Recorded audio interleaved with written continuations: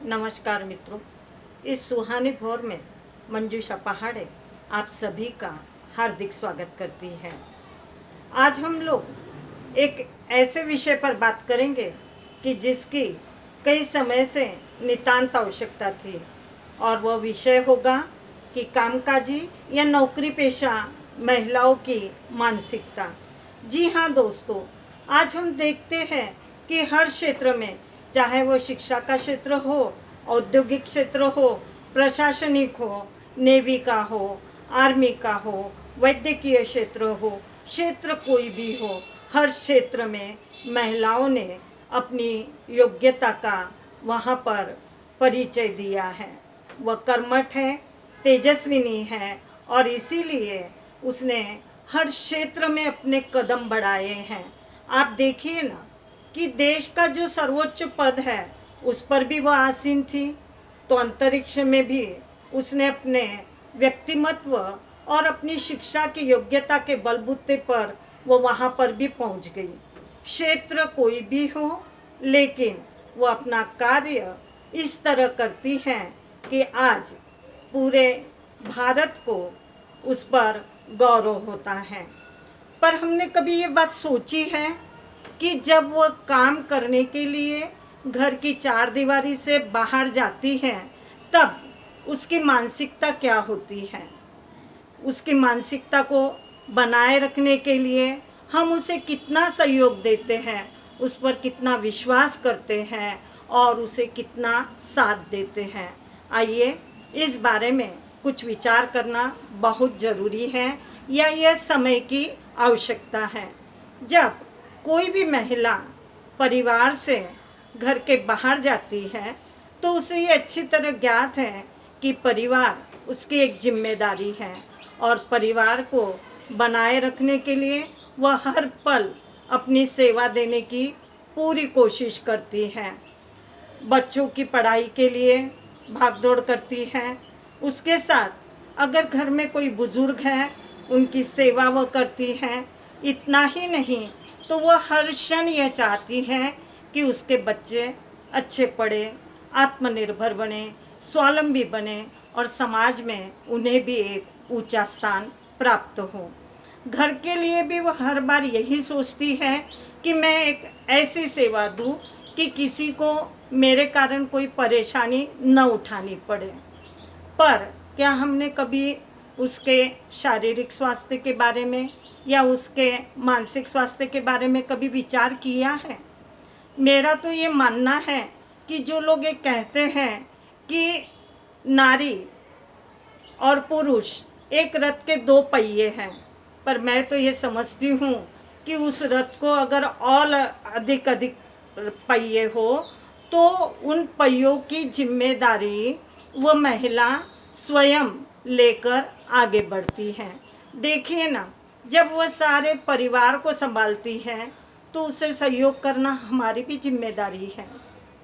फिर वह घर का कामकाज हो या और कोई कार्य हो, अगर उसे हम सहयोग देंगे, उसके विश्वास को जतन करेंगे, उसके विश्वास को बढ़ावा देंगे, तो निश्चित रूप से वह अपने कार्य क्षेत्र की जिम्मेदारी अच्छी तरह संभाल सकती है। इसके लिए परिवार के लोगों की ये जिम्मेदारी बढ़ती है कि हर पल उसके विश्वास को बनाए रखें और उसे ऐसा सहयोग प्रदान करें कि वह हमारे परिवार की एक जिम्मेदार महिला है और उसकी सभी परिवार को बहुत ज़्यादा आवश्यकता है। देखिए ना, वो जो अर्थार्जन करती है, वो अर्थार्जन किसके लिए करती है? परिवार के लिए, परिवार के लोगों के लिए, उनके सुख सुविधाओं के लिए। तो फिर हमारा भी तो ये कर्तव्य बनता है ना कि उसका मानसिक संतुलन जितना अच्छा रहेगा वह उतनी अच्छी तरीके से अपना कार्य कर सकती है। कभी कभी ऐसा होता है कि परिवार के जितने रिश्तेदार होते हैं वह उनके सुख दुख में चाहकर भी समय दे नहीं पाती, क्योंकि जहाँ पर वो कार्य कर रही होती है वहाँ के कार्य क्षेत्र की जिम्मेदारियाँ उसके कंधों पर होती हैं और उसे उस कार्य को प्राथमिकता देना अनिवार्य हो जाता है। ऐसे समय परिवार के जितने भी रिश्तेदार हैं वह हमेशा उसके साथ स्नेह का, प्यार का संबंध बनाए रखें, बार बार उसे हौसला देते रहें कि सब लोग उसके साथ हैं, वह अकेली नहीं है। कभी कभार ऐसा होता है कि परिवार के रिश्तेदारों का अनायास रोष या क्रोध उस पर आता है। इसके लिए वह जिम्मेदार नहीं है।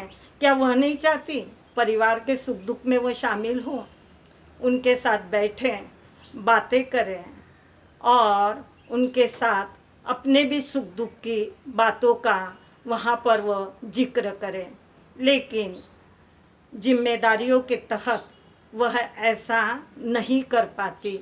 तो रिश्तेदारों का ये कर्तव्य है कि वह उसे हमेशा सहयोग दे, कभी कभार फ़ोन के द्वारा, प्रत्यक्ष मिलकर, जैसा भी हो वह उसके हौसले को अगर आगे बढ़ाएंगे, अफजाई करेंगे, तो निश्चित उसे इस बात का सुकून रहेगा कि वह अपने कार्य क्षेत्र को अच्छी तरह कर सकती है। और यही बातें हैं कि उसके मानसिक संतुलन को बनाए रखने को। कभी कभी इस भागदौड़ में शरीर भी उसका साथ नहीं देता है, शारीरिक स्वास्थ्य उसका बिगड़ जाता है, लेकिन हमारे अपने सारे लोग अगर उसके साथ हैं तो निश्चित वह अपने कार्य क्षेत्र को अच्छी तरह संभाल सकती है। देखिए ना कि अगर सिलाई मशीन में धागा न हो तो भी सिलाई मशीन चलती है, परंतु कपड़े को सिल नहीं पाती। उसी तरह कामकाजी महिला या नौकरी पेशा महिला को अगर परिवार के लोग, रिश्तेदार लोग सहयोग और अपनेपन के धागे से नहीं सिलेंगे तो वह अपने जीवन में एकाकी हो जाती है और ये उदासी, निराशा उसके लिए बहुत भयावह साबित हो सकती है। अब इसके आगे कि वह समाज का भी एक अंग है। समाज में भी हर कार्यक्रम में वह आना जाना चाहती है, परंतु कभी कभी किसी कारणवश वह अपने जिम्मेदारियों के तहत अपना समय दे नहीं पाती। ऐसे समय में समाज की भी ये जिम्मेदारी होती है कि समय समय पर उससे बात करें, उसका हौसला बढ़ाएं और अगर उसने अपने क्षेत्र में बहुत अच्छा योगदान दिया है तो उसे प्रेरणा भी दें, प्रोत्साहन भी दें और शाबाशियाँ भी दें, क्योंकि आपका प्रेरणा, आपकी प्रशंसा, प्रोत्साहन, शाबाशियाँ यह एक ऐसी दवाई है कि उसे फिर किसी मेडिकल डॉक्टर की सलाह लेने की या उनसे ट्रीटमेंट लेने की कोई आवश्यकता नहीं होती मित्रों। इसके बाद जिस क्षेत्र में वह काम करती है वहाँ पर भी उसे कई जिम्मेदारियों का निर्वहन करना पड़ता है। क्षेत्र फिर वो शिक्षा का हो, उद्योग का हो, मेडिकल क्षेत्र हो या प्रशासनिक क्षेत्र हो। अगर वह वहाँ पर पदाधिकारी है तो उसे अपने वरिष्ठ पदाधिकारियों के आदेश का पालन करना होता है और उससे नीचे के जो लोग हैं उन्हें साथ लेकर आगे बढ़ाना होता है। अनेकविध कमिटियों में भी उसे काम करना पड़ता है। अनेकविध जिम्मेदारियों को लेकर वह आगे बढ़ती है। कभी कभार ऐसा करते समय कई बार उसे विरोध का सामना भी करना पड़ता है और ऐसे विरोध का सामना करते वक्त उसका मानसिक संतुलन या मानसिक स्वास्थ्य पर विपरीत परिणाम होता है। तो ऐसे समय में वहाँ के अधिकारीगण या उसके सहयोगी या उसके नीचे के जो पदाधिकारी लोग हैं वह उस महिला की मानसिकता को समझ ले, क्योंकि किसी को ठेस पहुंचाना, दुख पहुंचाना, पीड़ा पहुंचाना, यह उसका मकसद नहीं होता। आप जानते हो कि निसर्गतः महिलाएं पुरुष से शारीरिक तौर पर कमज़ोर होती हैं और उसका हृदय बड़ा कोमल होता है। कोई बिना वजह उसे ठेस पहुंचाए तो निश्चित उसके हृदय पर आघात होता है और उसे पीड़ा पहुंचती है। तो ऐसे में वहाँ का वातावरण अगर मिलनसार हो और सभी लोग हंस खेलकर अगर काम करने वाले हो तो मुझे लगता है कि जिम्मेदारी का बोझ उसके सर पर नहीं आएगा। हो सकता उससे कभी कभार कोई गलती भी हो जाए, गलती होना स्वाभाविक भी है। ऐसे में यह अपेक्षा होती है महिलाओं की कि सबके सामने उसे प्रताड़ित ना करें, अपमानित ना करें। जो वरिष्ठ अधिकारी हैं वह उसे अपने कार्यालय में बुलाकर उसके गलती का उसे एहसास करा दे तो निश्चित मुझे ऐसा लगता है कि आपका यह विश्वास, यह सहयोग वह इतना अच्छा कार्य करता है कि दोबारा फिर से वह वैसी गलतियां नहीं करती है। इसीलिए ये ज़रूरी है कि जहाँ पर वह कार्य कर रही हो वहाँ पर समय समय पर ऐसे कार्य हो कि जिससे उसे प्रेरणा मिले। अगर उसने अच्छा काम किया है तो उसे उस कार्य के लिए उसकी प्रशंसा की जाए। अगर उसे समय समय पर हम उसे सम्मानित भी करेंगे तो उससे उसका हौसला बढ़ेगा। वहाँ पर ऐसे कुछ सप्ताह में एक बार ऐसे मनोरंजनात्मक गेम हो जिससे कि उसका मानसिक संतुलन बना रहे।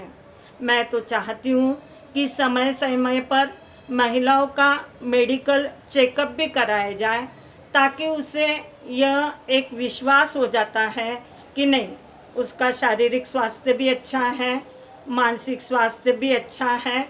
और जब ये दोनों स्वास्थ्य अच्छे होते हैं तो बौद्धिक स्तर उसका इतना ऊंचा उठ जाता है कि वह अपने कार्य को ईमानदारी, निष्ठा और लगन से करती है। इसमें निश्चित जिस कार्य क्षेत्र में वह काम करती है उस कार्य क्षेत्र के वहाँ की प्रगति निरंतर आगे बढ़ती रहती है। और मैं तो ये चाहती हूँ कि जिस कार्य क्षेत्र में महिलाएं काम करती हैं वहाँ की महिलाएं अगर गुणवान हैं, उन्हें अपने विषय पर उनका पूरी तरह से कमांड है, नित्य प्रति नए ज्ञान को वो प्राप्त कर रही हैं, तो ऐसी महिलाओं के कुछ लेक्चर हम वहाँ के स्टाफ के लिए रखें और उन्हें भी उनके ज्ञान का फ़ायदा हो सकता है। क्योंकि वह सर्वगुण संपन्न होती है परंतु मौके की तलाश उसे रहती है। और अगर उसे ऐसा मौका मिलता है, ऐसा अवसर मिलता है तो निश्चित उसके कार्यशैली में बदलाव आता है। मित्रों, इतना ही नहीं तो ऐसे लोगों को हम अन्य जगह भी भेज सकते हैं। इसमें जहाँ पर वो महिला काम कर रही है उनकी संस्थाओं का नाम होता है और उस संस्था को एक ऊंची दृष्टि से, एक रिस्पेक्ट की दृष्टि से देखा जाता है। यह अपने आप एक नज़रिया है महिलाओं को ऊंचा उठाने का, उन्हें मान सम्मान देने का। क्योंकि इस तरह जब हम उसे सहयोग करते हैं तो निश्चित उसके मानसिक स्वास्थ्य के लिए ये सबसे ज़्यादा ज़रूरी है। क्योंकि हर बार वह अपने आप को अच्छी तरह से प्रस्तुत करने के लिए तैयार रहती है, लेकिन कभी कभार ऐसी बातें हो जाती हैं कि वहाँ उसका मानसिक स्वास्थ्य कमज़ोर हो जाता है।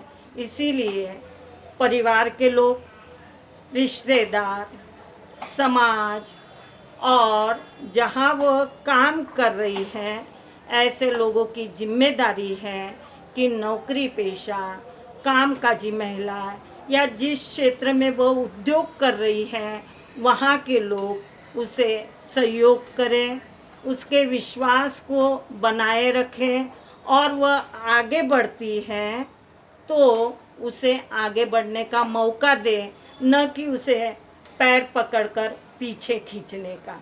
ऐसी बातों से अगर हम बचते हैं तो मुझे ऐसा लगता है कि निश्चित रूप से नौकरी पेशा महिलाएं भी एक अच्छा जीवन जी सकती है और अपने परिवार का भी वो उत्थान करेगी, समाज का भी वो उत्थान कर सकती है और जहाँ वो नौकरी कर रही है वहाँ का प्रगति और उत्थान के लिए वो सतत प्रयत्नशील रहकर आगे बढ़ सकती है। और यह मैंने सारे कामकाजी महिलाओं के बारे में आज आपसे बात की, पर मैं अच्छी तरह जानती हूँ कि शिक्षा के क्षेत्र में काम करने वाली, मेडिकल क्षेत्र में काम करने वाली, आईटी या उद्योग के क्षेत्र में काम करने वाली, प्रशासन के क्षेत्र में काम करने वाली महिलाओं की उस जगह की समस्याएं अलग अलग हैं या वहाँ की मानसिकता अलग अलग है और ऐसे लोगों के लिए अलग अलग बात करना बहुत ज़रूरी है। समय आने पर हम एक एक क्षेत्र को लेकर वहाँ की मानसिकता के बारे में भी विचार विनिमय करेंगे। दोस्तों, आपके भी अगर कुछ सुझाव हो तो मुझे दीजिए। आज के लिए इतना ही। अपना ध्यान रखिए, अपने परिवार का ध्यान रखें और हमेशा मुस्कुराते रहना मित्रों। नमस्कार।